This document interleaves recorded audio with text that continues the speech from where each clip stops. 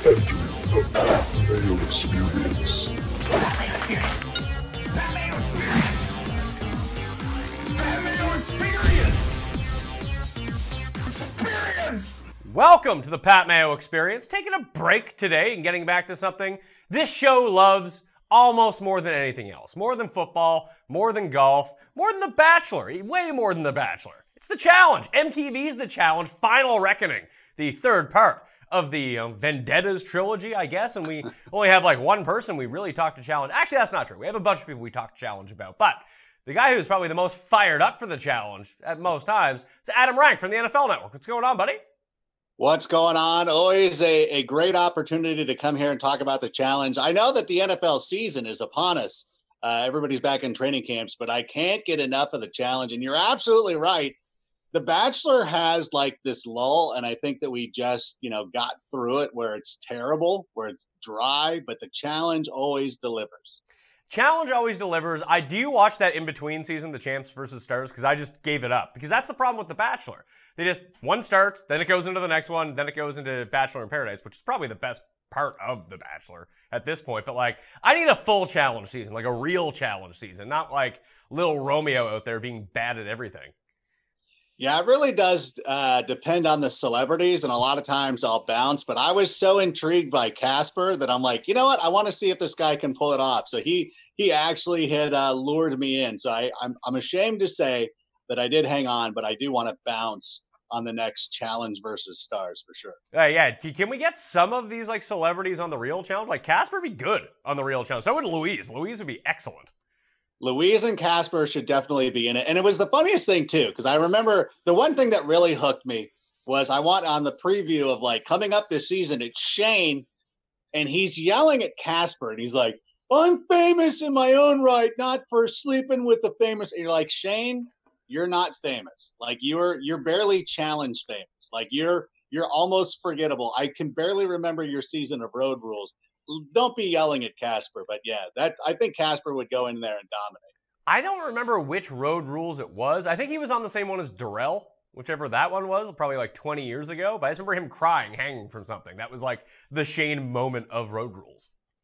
Yes, there was a lot of nudity in his. I remember there was something they were in a storefront window, and they were all propped up naked, and then not Shane, but this other dude just bailed. Like he left and left this girl hanging, not figurative, whatever. But he left her hanging and took off. I remember that one. But yeah, it wasn't a great season for sure. But like, if we're gonna revamp all these shows and bring them all back, like Road Rules has to be close to the top of that list. I'm thinking like, I don't even know if Real World's still a thing anymore. But like, Road Rules didn't seem super expensive like the Challenge does now. And it's still like just people going around in an RV being weird. Yeah, especially now when you have cell phone cameras and everything. I don't think that you have to hire a full-on crew. Just have a couple of people go out there with their phones, record what's going on in a Winnebago, and I think that you could definitely redo it. I'm with you on the Real World because I stopped watching a long time ago, but I did notice one time I was in downtown Las Vegas, and they're like, yeah, they're filming the Real World. They were in downtown Vegas at the Ogden or something like that. I'm like, whoa, I didn't really realize this was still a thing. Yeah, I think that's the last Real World, like they started doing like themed Real Worlds, and like Kayla came from one of them. That was the one that was in Vegas. Yeah, that makes sense. Yeah. Because now it seems like it's like somebody being drafted in baseball and jumping all the way to the major leagues. That's what I feel like the challenge is now. Is these people just show up on the challenge? You're like, oh, hey, look, you're new, and like that. I guess maybe the Big Brother is the new feeder franchise for the challenge. Yeah, I could use some more of these British people on. The British people coming onto the challenge has been like my absolute favorite thing in a really long time. The Big Brother people aren't terrible. They're not fun like the British people are. They're really trying to win. Like they're coming from a scheming background. Like I think like Geordie Shore and X on the Beach. Like they're not strategy shows. They're not competition shows. They're just shows where you go on and fight people and get drunk. Yeah, definitely. That's everything that we want. They drink, they fight, you can kind of figure out the rest of them, but they've added a little bit of flavor to it, and I think It's been a nice addition where the Big Brother people, I think, come in a little bit too strong. Like Natalie comes in too strong, and Paulie was ready to go. Like he was still on day 63 in the Big Brother house. And it's like, slow your roll a little bit. Do you watch Big Brother? I'm a Big Brother person. All right, so I don't watch it, so you know all these people then. Yeah, I kind of get excited. I think last time that we talked, Victor had come in, and Victor had been a competition beast when he was on Big Brother. And again, when he came in, he was a little too strong. I mean, you're already going to have a little bit of a target on your back, so to speak, when you come in, when you're kind of an outsider. And so he came in, and if he would have just laid low and not said a word, not antagonized Natalie, just did his thing, he would have went out there, competed really well. He probably would have been brought in to somebody's inner circle. But that's not the way it worked. And Paulie, probably the same thing. I feel like we see Paulie in the trailer a little bit more, so I figured they just go to Redemption House and somehow get out of there and come back. Because I think he sleeps with Kara at one point, because that's at least what the trailers made it look like. Yeah, well, I mean, I try not to watch the coming up next week because I want to be surprised because I'm a huge dork. I can't help myself. I can't help myself at all. I caught the one this week, and it looks like Paulie's going nuts and wants to fight somebody. So I'm like, okay, I'm all for this. Like this is the kind of antagonism that we need. So at least when Paulie might stick around for a few seasons, and maybe he'll go through the Tony body transformation. But that Victor guy had no chance. He's going up against like Brad, who's, I don't know, 3 times bigger than when we saw him 8 years ago. Yeah. He's definitely got to get into the program, so to speak. It's the Barry Bonds 1991 MLB card compared to San Francisco Giants Barry Bonds. So if Victor wants to do whatever it takes to get ahead in this challenge, although I think if you were a wiry person who is very athletic, I think you could still end up doing very well in the challenge because the guy. Kara's Kyle. Gosh, I mean, like he's not a yoked dude, but I think that he still does pretty well. He's not bad. I mean, people seem to like him. People seem to like him less this season, so that might not really work out. I think on last season, people were just like, "This guy's a layup. Let's just keep him around." And it turned out he was like okay, but I don't know. He's got the hair implants. He's got the chin implant. He's got fake teeth. Yeah, Shane really went after him.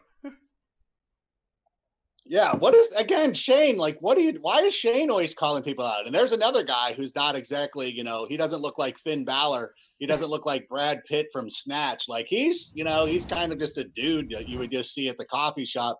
But he seems to somehow make it past. I guess you have to figure out which way you're going to be. You're either going to be the manipulative, scheming guy, or you're going to be the over the top athlete guy. And I think Kyle, I think in his first season, he was able to get by as being a charming Brit. And I think he's gotten a little too full of himself. If he would have gone back and just stayed with Cara Maria and kept that going, been like, hey, that's going to be my challenge girlfriend, and we're going to go out and dominate each and every year, he would have done better than being like, well, there's somebody new here. I'm going to find my way into her bed. And now he's going to be somebody who's going to be targeted. Absolutely.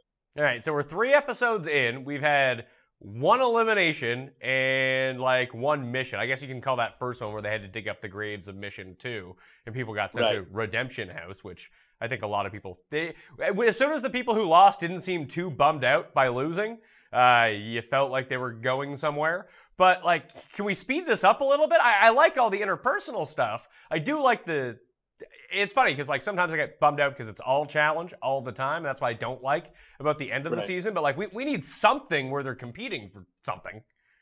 Yeah, somebody has to be eliminated every episode. I was actually pleasantly surprised when Paulie and Natalie got bounced this week. I'm like, oh wow, like they actually went through with the elimination, because this is going to be one of those things where they hem and haw and it's a cliffhanger and you're like, stop with the cliffhangers. I just want somebody, and I guess it's me being greedy or whatnot, but I just want somebody eliminated. And I, like you, actually you got me on this thing where you kind of fast forward through the challenges and you're like, I just kind of half-heartedly watch it, maybe fast forward it on one or something like that. But yeah, I want to see a little bit more action. And while I like the idea of the Redemption House and it's fun, I'm like, I love the finality of it where you're like, you know what? You lost on the first night.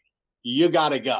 And since you don't watch Big Brother, you wouldn't have understood of how great it was that Devon left after the first night, because she was a pretty strong player in Big Brother. I think she's a poker player. She lives down here in Inglewood, California, so right around the corner from where I'm at, actually, right where our new stadium and office is going to be. And so she was like a really strong player, and so she had a poker background, but she was coming off a season where another poker player had done well, so they kind of set her sights on her. She was probably the third or fourth person eliminated during her Big Brother season. So she shows up on this challenge. I'm like, oh, Davon, she's going to get a chance. And of course, she's eliminated immediately. I'm like, this is perfect. Like this is perfect. And I know this makes me a terrible person, but I want to see them just sent home. Like I would, instead of seeing them in the redemption house, I would rather see the footage of them going all the way to the airport and being like, yep, sorry, see you later. It was a nice run for you. And just them being gone. That's me. Again, I am a malefactor. I'm an evil person, and I know that. Well, at least you're upfront about it. You could be more like Shane, like just the Shane personal digs, like it's not going to work out for him. Like him and Nelson have to be toast, and no one really seems to. Even if you have like a beef with Nelson, no one really seems to dislike Nelson. He seems too stupid to dislike. He just seems like a kind of a nice guy. But like, I don't understand like what Shane's end goal on this. It's clearly not to win. Yeah, I'm really curious about what his thing is, because his digs are like super mean and super personal. Yeah, and it'd be like if I started ragging on you for your hair plugs. At least, listen, I did the right thing, okay? And I know I'm not on screen right now, but I'm revealing that I'm a bald person. So listen, I did the right thing. I'm just bald. I just wear the hat because I don't want too much glare coming off the lights up here. Everybody would be blinded. But yeah, like with the chin implants and everything like that, you're like, nah, that's a little too personal. Like I get it, like, you know, if it's a roast and you're doing it, but Shane seems to be coming from a bad place. I could be mistaken. I don't know him obviously, but it seems like that seems too aggressive for me. All right, so for the first 3 episodes, what has stood out to you so far as like the best parts? I think the fight, the Kayla-Melissa fight. I'm bummed Melissa's gone because I'm big, I'm all over Melissa on Instagram. She is top notch. Is that right? Oh yeah, great Instagram follow. Okay, well I'll have to do that. I need to up my Instagram game that way. I did like the fight. I like the fight, and I like that TJ Lavin is always just so disappointed. Like he comes in like he's their dad. He's like, listen, you know, I really don't like this fighting. And I'm trying to wonder if this is the producers getting in his ear being like, hey, you really got to go over the top and let everybody know that you're really not for this. Or if like TJ really gets this upset. And I want to believe that it's the latter, that he's really this disappointed and he wants to go and he wants to scold them. Because I love when TJ gets into that mode where he's not messing around. So I love that part of it. I like the immediate pairing of Johnny Bananas and Tony Time. Okay. Tony, are you in or out on Tony Time? He's really trying to make Tony Time happen. I'm still torn. I still think it's kind of funny, but he's trying it too much. He's pushing it in my face. He's trying to get a little too over with it. Like it should be something that kind of happens naturally. And I know that he's crowing. And this is the thing that we were just talking about, where you're really not one of those guys who watches the in-between series with the Champs versus Stars. And Tony wins one of those. And now he's got a lot of wind in his jaw. Like, I got a win under my belt. It's like, yeah, bro. It's like you won. Like, it's like if you were an NFL quarterback and you went back to NFL Europe back in the day and won a championship. Like, that's what you won. Like, you won the home run hitting contest during the All-Star game. So you didn't really actually win a World Series. So it's kind of different. You actually need to go out against the real competitors and see if you can get it done. And I do kind of like where his mindset was. As somebody who's a Johnny Bananas fan, I wasn't completely upset with the heel turn last year. I thought that was cool. I thought like he should have been, he should have taken it more, but he's trying now just to try to be too far over, like too over the top. And now it's turning me off a little bit. And I wish that I do think that at some point that him and Johnny, if they actually can just, hey, what happened last year happened last year. We could actually go win $1 million. I think that they will do that. But I think Johnny's trying to kind of play a part because he's like the assistant producer out there. So he knows it's better if he's acting upset. But I think underhandedly that he's really secretly cool. And I do like, and I guess my third takeaway is that Paulie and Natalie were able to pick who they go up against based on who voted them in. I think that's a nice new wrinkle for this format. I love it. It's the best voting format they've had in ages. And listen, I'm a sucker for like good production design and the whole like Armageddon of the lights coming down underneath of you to show who voted for you. All for that. So I just wonder how that's going to start working out towards the end when there's only like 4 people left.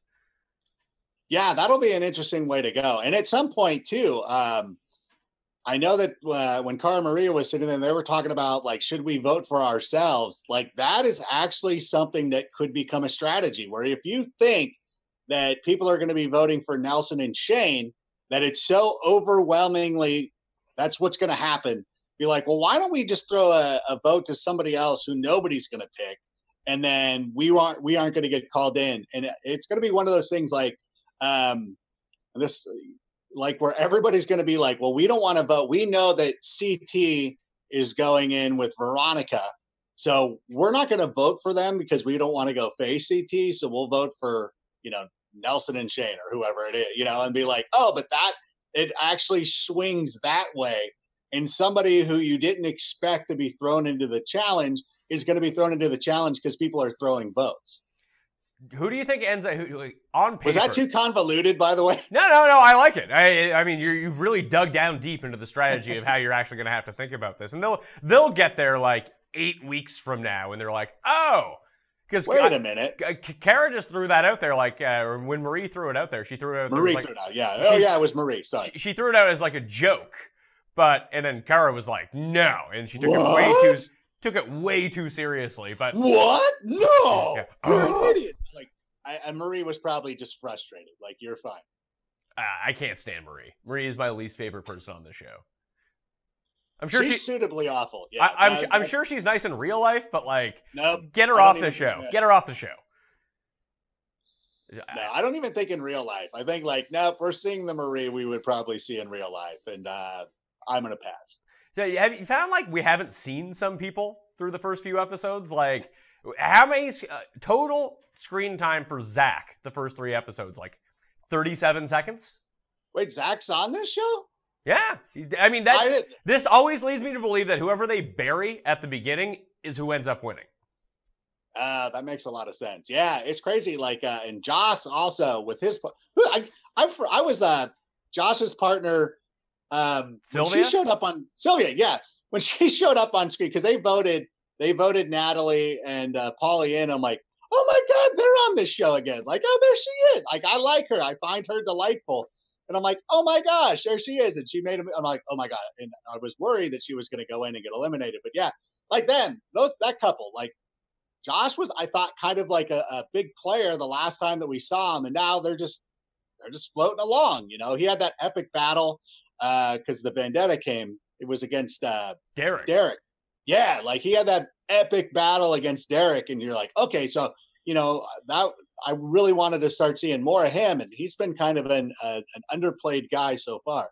So I mean, that's probably good news for his future prospects. Sylvia does this weird thing where she looks really good, but in her like camera interviews, she puts on this really bad lipstick, and it just makes her look awful. Like there has to be someone out there like next to the camera being like, listen, dial it back on like the super like dark purple lipstick and you'll look fine. It seems nonsensical to me. I don't know who's coaching her up on this. Yeah, she seems like one of those young ladies, or it could be men do this too, but like somebody you'll see at the gym and they're dressed down, and you're like, oh, that's an attractive looking person. And then when they get dressed up and dolled out and they're walking around out there trying to, you're like, oh no, you went the wrong way. I want gym Sylvia more than I want evening gown competition Sylvia. I don't know if that makes me rude for saying that, but listen, we're on the challenge. I mean, I'm saying she's delightful. She's one of my favorites. I don't love my wife is a big Sylvia fan, so I'm just really not in the corner of Sylvia, and my wife hates Brittany, so now I've just really become on Team Brittany. But Oh, no. Brittany just might be a complete mental case. Or she just knows how to get screen time. That could be that move, too. Yeah, it definitely, you almost hope it's an act, but I don't know. I was watching that. And again, I guess that's the one great thing about the Redemption House is that they're getting that kind of little love triangle going. And hopefully we can see how that plays. And I as a terrible person, again, I'm admitting this right now. Like I'm interested in it. I'm like, I want to see what's happening and see where this goes. And I'm like, oh my God, are they going to hook up? Put it this way. This only goes one way if they end up hooking up. Brad will just take Chuck's head and smash it until he has a head no more. Yeah, Brad might kill somebody. I definitely would not want to anger him. You know what's weird, though, is that I'm almost starting to like Brad this season, and I want that to end. No, I like him, too. He seems calmer, I want to say. Yeah, how is that possible? Because I don't want to make any accusations about how he obtained his physique, but being calmer is normally not associated with people who have a massive muscle gain. Wait, when he has the vein in his bicep that's bigger than my arm? That's bigger than my thigh. I'm like, oh my God, this guy's, it's so crazy. Like I really want to go back. I think that somebody should do a study. And by somebody, I mean you. I want to know, like, who was the pioneer of this? Like, who was the guy who decided, like, nope, we're going full, John Cena, and I'm going to be yoked to all hell. And I'm trying to remember because like the earliest one he had like. I think it's The Miz. The Miz has to be the guy. But The Miz was doing it because he was in OVW. Like he was training to be a professional wrestler. But he was still on the challenge too, and he was so good at the challenge because he was so much bigger than everybody else. Yeah, that's got to be it. Like he's got to be the one who raised. Yeah, that's a good point because there was one where he's in Mexico, and he was with. It was after Trishelle. Yeah, and it was Inferno 2. Inferno 2 with it was the blonde girl from Shane's season of Road Rules. Where I think he was messing around with her because that's right because that's the first time that it stuck out because he was actually trying to do shoot wrestling moves with her. And I remember I'm like, God, The Miz. I'm like, oh, geez, he's big now. And I noticed it too. And I hate to admit this is like, he was showing some pretty good athleticism. I'm like, maybe he's got a future in wrestling. And it turns out he absolutely does. Well, I mean, I think his whole career in wrestling was just predicated on those like promo interviews that he used to give after the challenges. No, definitely. He cut his teeth and like his go away shot, like the Real World Back to New York. The final shot was The Miz walking back into that brownstone and kind of like being on the stairway and doing a kind of Miz type of thing. And I remember, it might have been my girlfriend at the time, who was like, "Why would they end the season with that loser? Like, we'll never see him again." And I'm like, "Oh, you're probably right." But I'm like, "Wow, like that." They were present in like. That was the only unless Coral you want to count, but he was the most memorable person from that show. Maybe one of the most memorable people who've ever come through the Real World Road Rules family. So the producers, they obviously knew something. Well, it's got to the point now where people just completely forget that he was Road Rules or he was Real World, then he was on the challenge. Like it's just that's been written out. He's brought himself back into it to remind people where he started. And now he has like the best gig, hosting that in between season. No, you know what? And I really do appreciate that about him because he could clearly be one of those guys who's like, I'm never going to acknowledge my MTV past. This never happened. I was not on the Real World. I was not on these challenges, but he leans into it and really embraces it. So I think that's very admirable and it's funny because you see it the other way where some of these wrestlers will get a little success in the movies or in TV. And they're like, I was never a wrestler or anything like that. So it's cool that The Miz is he's honing back to his MTV roots and not to be a name dropper. I hate to do it, obviously not enough to keep me from doing it. But whenever The Miz is here and he'll show up here at the NFL Network and I talk to him and I ask him like crazy fan questions, but it's always challenge related. Like it's always challenge. It's always that Johnny Bananas. What do you think of, anything like that.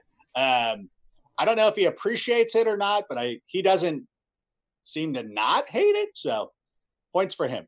That's all you can really be at. So if he was the first one to like just get huge, CT was just big, and then he got bigger at one point. Mark Long, I don't even know if he was doing steroids, but he looked very HGH-y. He wasn't like super duper duper huge like Brad is, but he had the. He's probably on steroids too. So you have Mark Long because he's like 50 years old now and he still looks great. So he's doing something right. But it seemed like Wes was the one who really took it to the next level because there's no way Wes should have been that good. And there's no way Wes should have been that angry. But you see him now, he's like half the size and he's super calm. Yeah, I was actually, because Mark Long was somebody that I thought of because he was always kind of a skinny guy for the longest time. And then he went out. You're right. He did. He was one of those guys. He probably saw the Miz and was like, dude, I got to get jacked too. Wes was angry in Austin, though, wasn't he? Like during his season of The Real World, I thought he was kind of an angry person as it was. He was just always he was always next to Danny at all times, and Danny was just so much angrier that maybe it just seemed Wes seemed like calm by comparison. It's very true. It's like if like everybody remembers it's Sammy Sosa that was doing steroids, but nobody seems to remember Ken Caminiti was also doing it. Like that type of thing. Like, oh yeah, you weren't as bad as the most blatant offender, so we don't remember it as such. That's a good point. No bananas, really, thus far. Like no in-depth banana stuff. He's doing his typical, like you said, he's a producer on the show. Basically. Maybe he's getting paid for it. I don't know. I'm guessing he is at this point, but he has a new show on NBC. Did you see this? What? Yeah. There's a bananas travel show that debuts in September or October, and it comes on after Saturday Night Live. How do I consider myself a Johnny Bananas fan? As a matter of fact, I would say, we're Twitter buddies because we follow each other, so I feel like that makes us best friends. I didn't know this. This is exciting news, and good for him. I feel like he does a great. Again, like we haven't seen the full on Bananas, and I think that the team that he's on, it really does give him kind of an upper hand because I think that he can kind of navigate like being somewhat upset with Tony, but realizing that hey, you know what, for our game. For my TV time, I at least have to play it up that like I'm still mad at Tony. I don't want anything to do with this guy. Like you don't get this far and play this well in challenges without having a plan. So I don't think that he was surprised when Tony showed up. I don't think that he's that broken up about having one of the best competitors in the game on his side. So I think that if he can just play up the drama, plus you also want to play up the drama and make people believe that you're not a well-oiled machine so that people will kind of overlook you. Because if him and Tony were suddenly on the same page, that would instantly draw red flags all around from everybody who would probably be like, well, we need to get rid of this team. Otherwise, we're not going to make it to the end. So I think he's playing it right, even though it's not bananas as we would know and love. But I think he's doing the right thing here. Are they the strongest team, Tony and Bananas, or is it Kyle and Brad? Yeah, Kyle and Brad. The thing is that Kyle is making himself out to be the target that everybody is going to want to get rid of. It's going to be drawing too much attention. And again, this is the thing we talk about.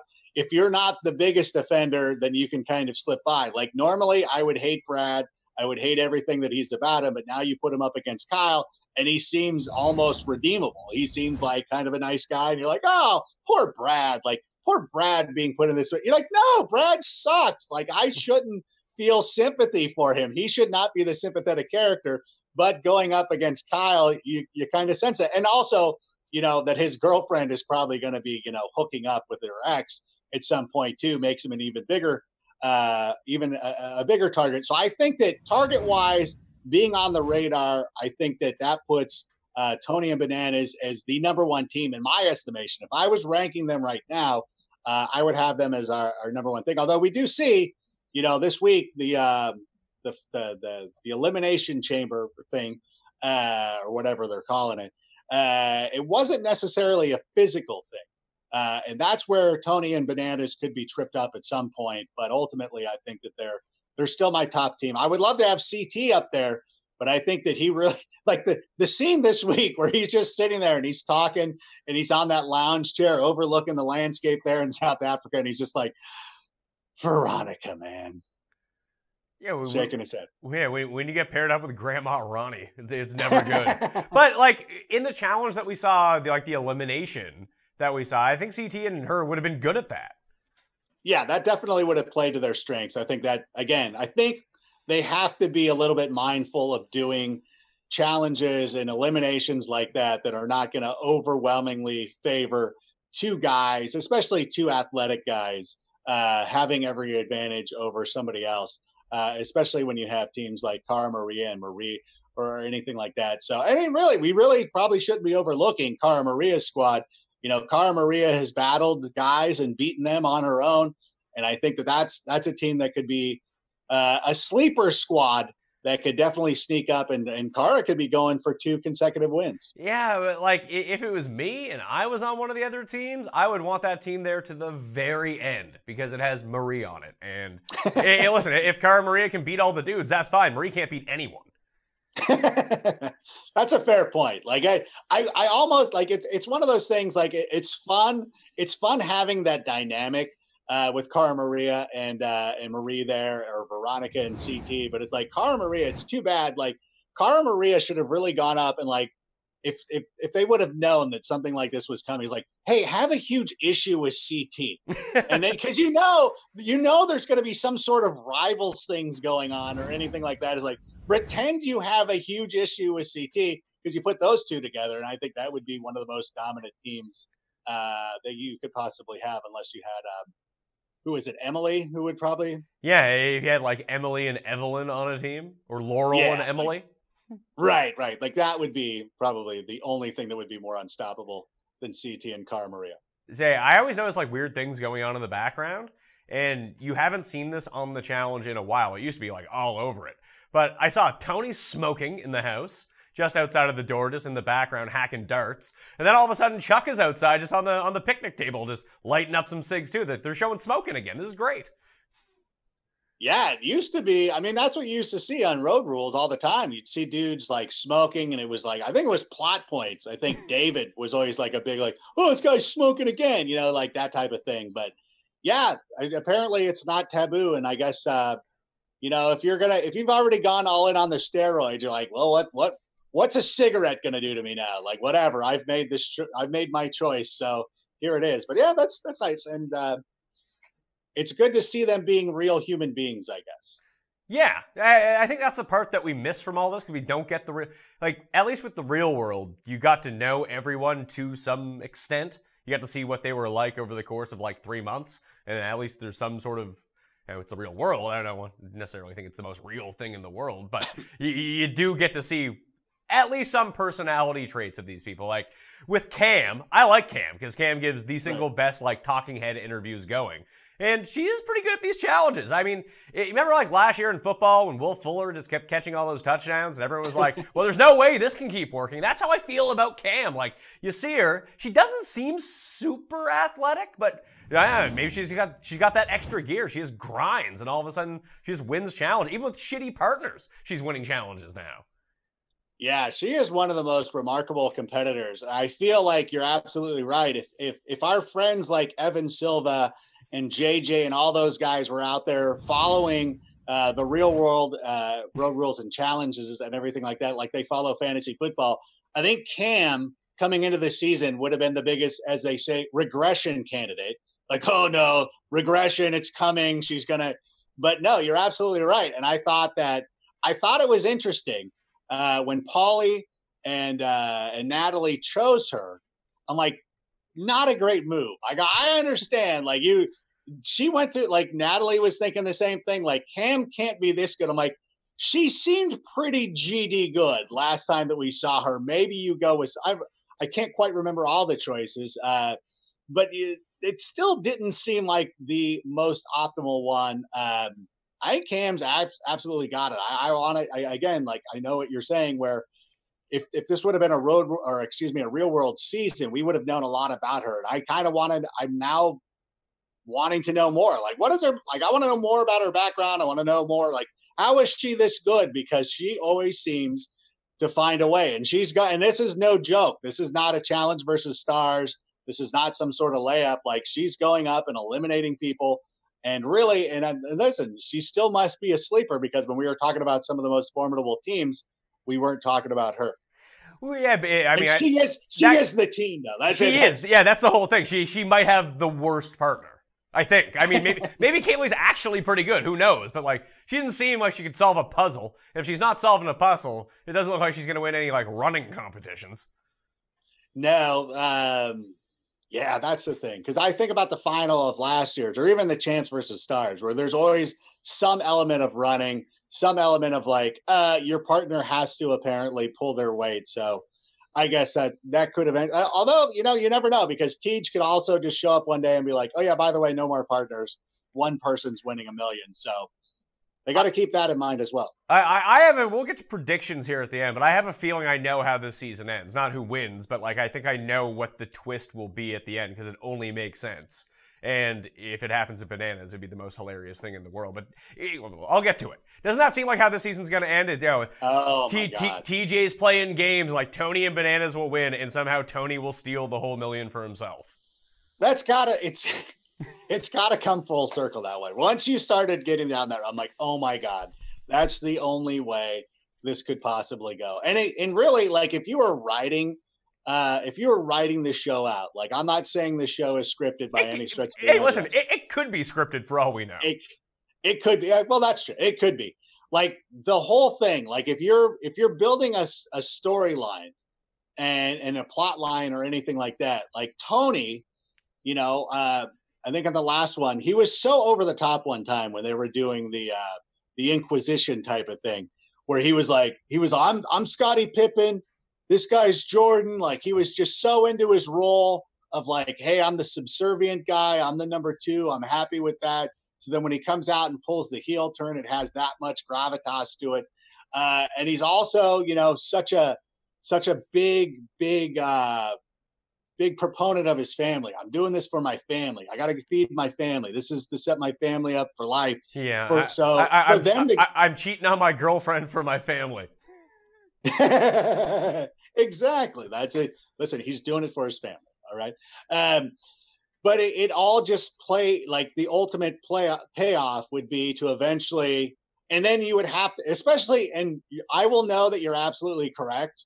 And I will know that this is scripted if these two guys have a come to Jesus moment, and it's like Johnny forgives him. He's still my protege. I still love him like a little brother. This was the best. I'm so glad that we did this. I'm glad that we mended fences.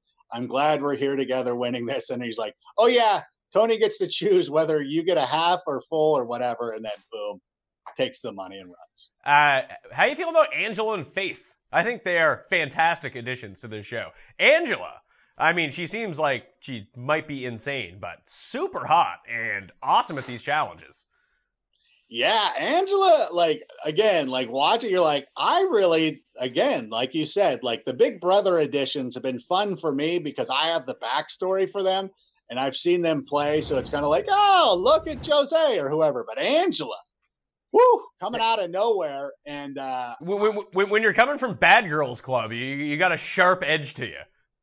Man, they're definitely picking from the right shows. This was, I credit the casting directors for this one. Whoever thought that this would be a good idea, you were wrong, because it's a fantastic idea. It's beyond good. And so her and having Faith in there, also, I mean, and immediately she's stirring the pot. So you got to like that. She wasn't afraid to get into the mix early. And so now she's made herself a bigger part of this story. So I think that that's a pretty good duo. Oh, yeah, and Angela's freaking out when people are throwing pillows at her, and she's like, might be hooking up with Johnny Bananas, or at least manipulating him. That's a real smart move to go to if you're a rookie. Faith is sleeping with Kyle, coming off a hot season on Vanderpump Rules where she slept with Jax and almost broke up that entire show. So this team's got a lot going for it. I don't know how long they're going to last, but they seem like if they get into an elimination, they could win. No, definitely. I think that Angela is a pretty good competitor. I don't think that we've seen enough out of Faith to be able to determine whether she's going to be good at these challenges. Faith is ex-Army. I mean, that's Probably a step above in terms of like training. Yeah, that's true. Because that's right. They were pretty good the last time we saw them out there. Okay, so yeah, I think that, and they also have the benefit, like me right now is a prime example of somebody just being dismissive of them, of seeing them as like attractive people. Oh, she's just sleeping with Kyle. Oh, she's flipping out because people are throwing pillows at her and she's hanging out with bananas. But this might be some psychological long con that they're playing with us, and they could actually end up sneaking out and getting it very far. Okay, so I want to read you the list of Emmy nominations that came out for Outstanding Reality TV Host. I'm not even going to read them out. TJ Lavin is not one of them. Never been nominated for this award. He is all over this season. I tweeted at him too, and he thanked me, because I think that he should be nominated every year, but this year in particular, that when we get to the Emmys next season, like TJ's making a push here, isn't he? Like, shouldn't he be recognized for a guy that's been hosting this show for like 17 seasons? It's kind of a joke. It is. I don't even know who the nominees are. I'm assuming it's the dude. It's Chris Harrison. No, it's Chris Harrison never gets one either. It's like Heidi Klum and Tim Gum. Tim Gunn, not Tim Gum, like Jamie Gum from Silence of the Lambs, but Project Runway. Although that would be a nice tie-in. You could have James Gum on Project Runway. You can make a nice skin suit for everyone. So, Jane Lynch for Hollywood Game Night. I don't even know what that is. Ellen DeGeneres for Ellen's Game of Games. RuPaul, which I'm all for because RuPaul's Drag Race is top notch. And then W. Camus Bell, who I don't know who that is.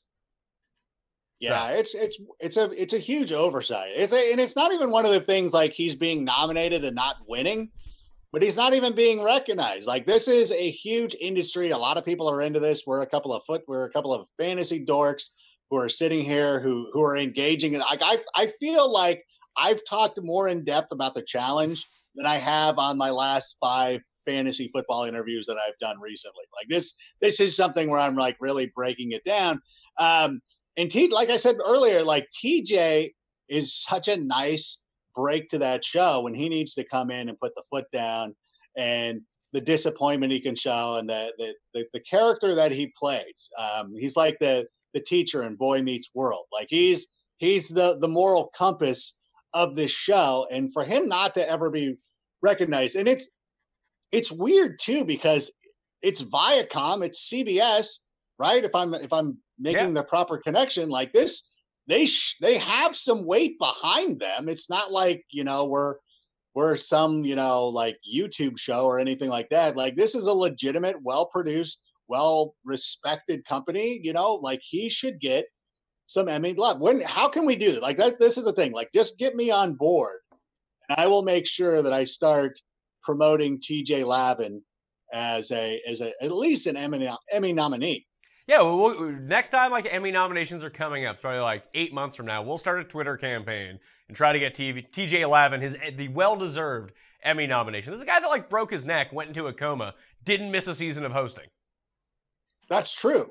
Yeah, and he's an accomplished athlete in his own right, a celebrity outside of his hosting duties.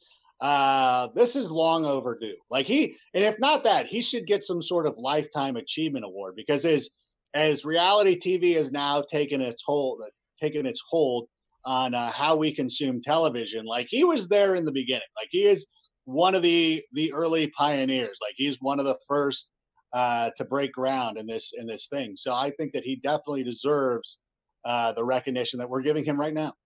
Well, I do appreciate that he's like the Mr. Feeney of the challenge. That works out perfectly. Last thing, Derek and Tori. Derek was described as just a great-looking car from the outside, but it doesn't work when you try to start it.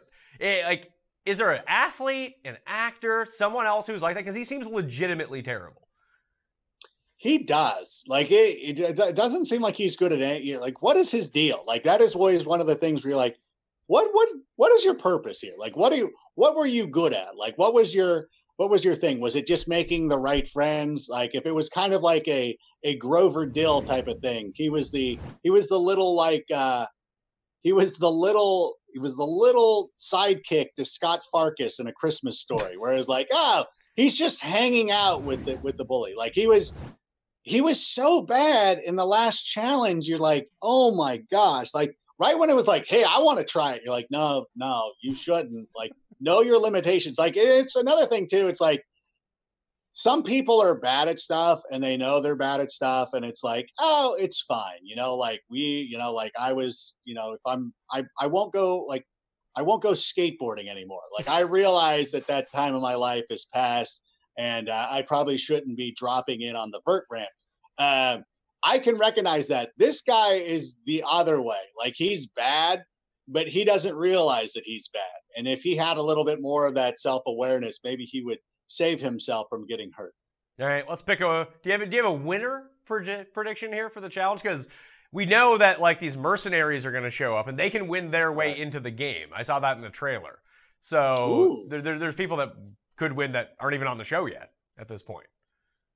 That's very true. I, as a self-professed Johnny Bananas fan, I was going to vote for that team anyways. But I think that the specter and the looming specter of them possibly having to figure out who's going to get the full mill is something that I want to see. But I think legitimately, like, when you look at that team, top to bottom, Tony, is as long as they, and again, I hope this is just being played up as an act, as something of the drama for TV. But you look at it, it's hard to imagine a team of these two guys who have had so many great challenges in the past, who've done so well. Johnny's won multiple challenges. Tony thinks he's won a challenge, but really he's kind of won an exhibition. Like, you won the summer league, bro. Yeah, congratulations. You didn't win the NBA title. He's the king of the Cactus League. Yeah, exactly the point. But I think, that to me, like, now looks like the most formidable squad. It leads me to believe that they're going to get into an elimination and it's going to be like a puzzle and they're just going to be gone. That's coming. But I think that this will be one time that Johnny surprises us all and somehow finds a way to solve a puzzle. Okay, before we get out of here, have you watched who's your prediction? Who's your prediction? I think Brad and Kyle are going to win. But it gets to the point where I just don't think one of these super teams is going to... You know what? I'm going to change my vote. I'm going to vote for Zach and Amanda. I think that's a good team. Yeah, that makes sense. And we talked about the screen time. They're just getting no screen time, just flying underneath the radar, and they'll get their screen time later on to build like the hero narrative for Zach. He'll get that cut, and then he'll win.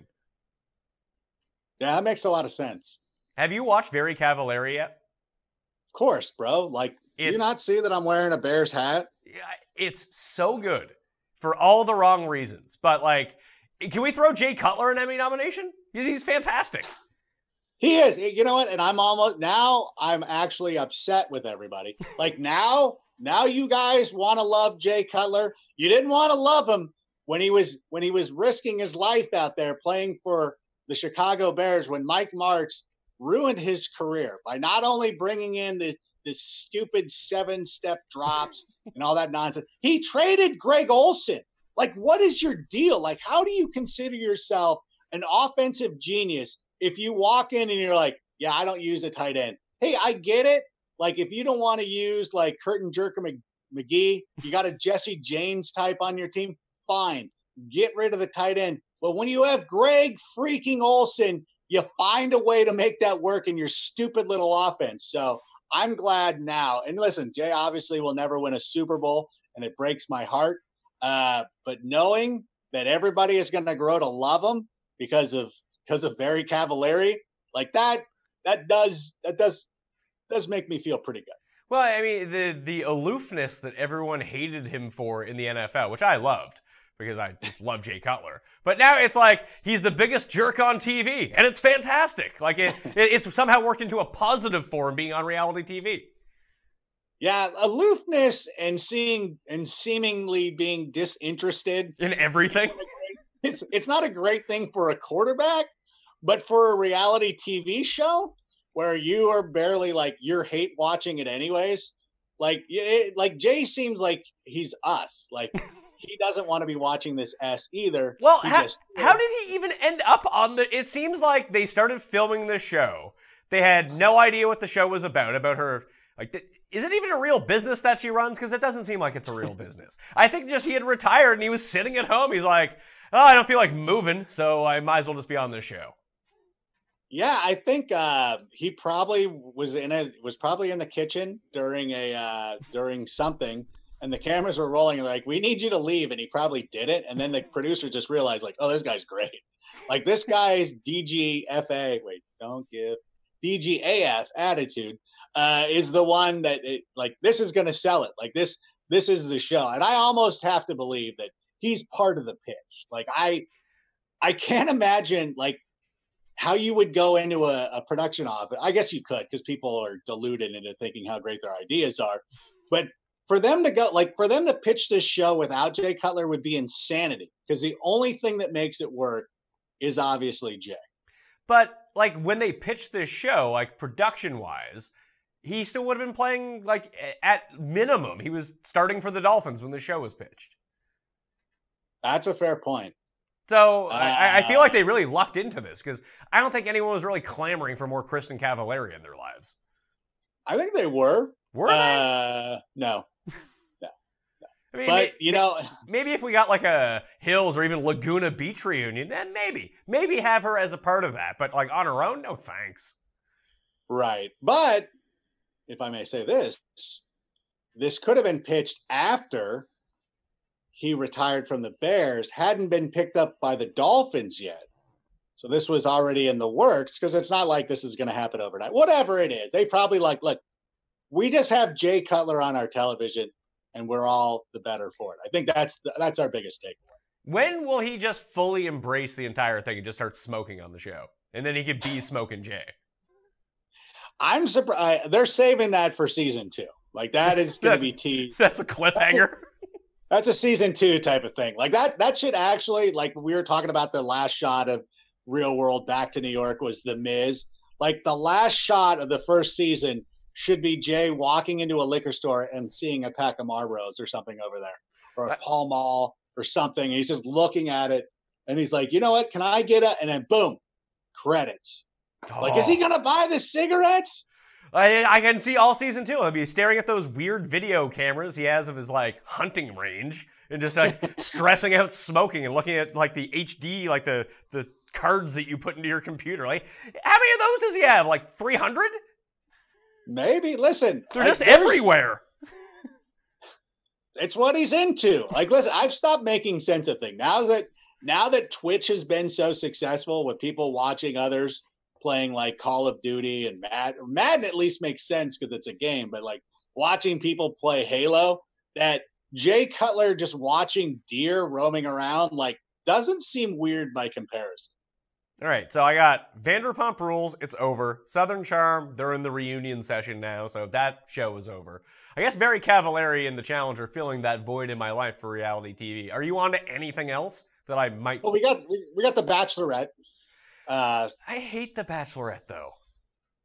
It's terrible when you get rid of the idiots. Yeah, and it's like I always like the first 2 episodes of like, I don't know American Idol now, but like William Hung era American Idol, I was all in on for like 2 episodes. Then I was out when it became like serious. When they're actually looking for love on The Bachelor or Bachelorette, I really could care less. Like Bachelor in Paradise is coming, I can be in on that.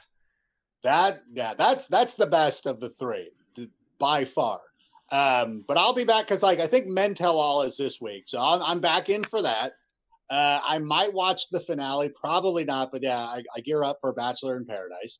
But yeah, that's about it. And then I finished Glow on Netflix, which I didn't realize wasn't a reality TV show. No, I'm kidding. But that's the thing. It's like I'm a wrestling guy too, so I always have a lot of entertainment following me around. So I got to be very judicious with the shows that I'm watching, but The Challenge is always a must watch. I'm watching this Big Brother season is actually very, very bad. Like it's not a great Big Brother cast. So I always say that I'm about to punt, like I'm out, and then like something will happen and I'll get sucked in. So I got those carrying me through, and then just waiting around for the bip. Oh yeah, and football, I guess is for football. I hear that's coming up. Hey, we talked about The Challenge. You talked about wrestling, and then we talked about Champs versus Stars. Doesn't The Miz have a reality show? Yeah, Miz and Miz. Oh yeah, that's right. That's also on the DVR, waiting for me to check out. Miz and Mrs. Him and his wife. I don't know if I can dive in. You watch the first one, and you let me know whether I need to be in on that or not. I think that you're probably not going to like it because it's going to be too wrestling and not enough MTV side of it. Because I think, that's how you know him. That's how you grew to love him. But for me, I like the wrestling side and I like the quickest, the backstage stuff and things like that. So I will get very into that, but I will let you know. And I guess that reminds me, I've been watching Total Bellas because I'm a lunatic. I forgot. That's how that is the one reality TV show. And there's some shows that you will watch. And I don't know if you watch Glow or if you watch anything that just moves quickly, where you're like, you're fast forwarding. You're like, oh my God, we're 40 minutes into this thing. Like, I will watch the cold open of Total Bellas and be like, I cannot believe this hasn't been 60 minutes already. Like it's so bad, and I cannot stop watching it. I have to watch it every week because they give us enough wrestling that I keep watching. See, I get sucked into these shows with my wife, but like the shows that like go super quick. For whatever reason, I had never watched Brooklyn Nine-Nine, and my wife and I just banged it out on Netflix, and it was like, wow. Show was great. How did I miss this? I mean, everyone told me it was awesome. I was like, nah, you're probably wrong. And it's like, but you like Andy Samberg. I was like, yeah, but... And then I stopped there. I was like, hey, you're probably right. I should probably go watch this. It took us like a week to watch 5 seasons. But I end up getting caught on these tiny home shows or these like or these like vacation property shows. Like, oh, we're House Hunters International. And like these shows are so bad. And it turns out they're only half an hour. I thought they were like 2-hour-long marathons. Yeah, those are always ideal. And anytime you can watch a show, like you said, in 22 minutes and get through it so quick. And it's funny that you mentioned Brooklyn Nine-Nine because I need to start binge watching that one. And it's crazy. As you're going through your description of why you didn't watch it, I went through a very similar thing. It's a show that checks so many boxes of things that I would want to see on a television show. And that I would stubbornly, and I think what it is, and I have a young child, so you have to kind of be a little bit careful about what things you can watch at certain times. Like Impractical Jokers is something that's harmless enough. Like it's fun, it's an enjoyable show, but it's harmless enough where it's like my child's not going to be scarred by watching this. So you got to be a little bit careful with that. But yeah, Brooklyn Nine-Nine is going to be something probably in the next couple of even days where I'm going to really dive into. Well, I think you can do it. I think it's safe for all audiences. Oh, it is? Okay, cool. I guess it should have been. I mean, it was an 8 o'clock show. I made the mistake one time of accident, and I didn't mean to. But for whatever reason, I was watching Last Man on Earth with my daughter around, and I'm like, what the hell is wrong with me? Like, this shouldn't have. Thankfully, her mother wasn't home, so I was like, okay, I need to stop this. But sometimes you can make a miscalculation. Maybe that's why I never... Like that Sunday night lineup just scarred me for everything. All right, Adam Rank, NFL Network on Twitter at Adam Rank. Apparently he's going to get better at Instagram too and start following some more challenge people. The only reason I have Instagram to follow challenge people. You told me that last time. Yeah, you're right. It's great. They're all over it. I mean, being on the challenge now is just a way to sell stuff on Instagram. Basically. All right, dude. I guess football stuff, you're doing that like for the next 6 months? Yeah, I'll be locked into some football stuff. I'm going to go do a meeting right now. So be sure this year to catch me on Good Morning Football weekend, Saturday and Sunday, and then some other stuff. And I'm on social media talking S on everything. So check it out.